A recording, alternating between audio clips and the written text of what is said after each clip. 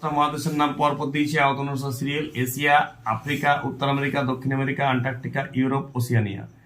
Asia মহাদেশের দুটা দেশের নাম নিয়েছি, আমাদের দেশ ভারত আর চীন। আফ্রিকা মহাদেশের ক্রিকেট খেলে সাউথ আফ্রিকা, আর চীন হবে না, এটা সাউথ আফ্রিকা। আর একটা দেশের নাম মিশর লেখো, ঠিক আছে? আরো গাদা দেশ আছে, তুমি আরো নিজে বাড়িতে বাচ্চারা সবাই তিনটা করে আরো দেশ বসাবে প্রত্যেকটা মহাদেশের, ঠিক আছে? যেমন ভারত চীন ছাড়াও এখানে পাকিস্তান হতে পারে, নেপাল হতে পারে, ভুটান হতে পারে, সাউথ আফ্রিকা মিশর ছাড়াও এখানে হতে পারে নাইজেরিয়া, জিম্বাবুয়ে, কেনিয়া, গাদা দেশে ক্রিকেট খেলে। উত্তর আমেরিকা মহাদেশের আমেরিকা, কানাডা আমি লিখেছি, এছাড়াও মেক্সিকো আছে, পানামা আছে, ঠিক আছে? এইসব বারমুডা বলেও দেশ আছে। দক্ষিণ আমেরিকাতে ব্রাজিল, আর্জেন্টিনা ছাড়াও তুমি উরুগুয়ে, প্যারাগুয়ে, চিলি ইত্যাদি লিখবে।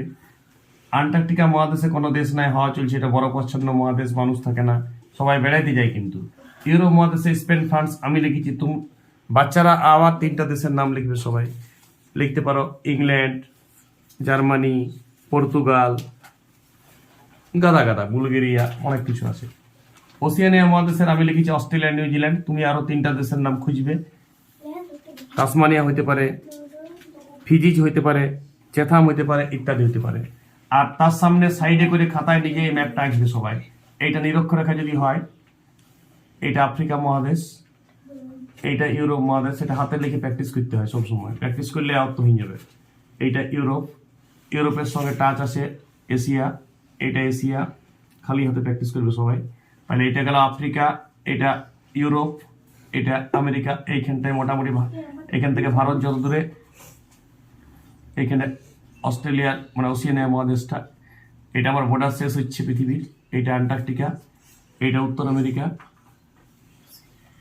আর এইটা দক্ষিণ আমেরিকা।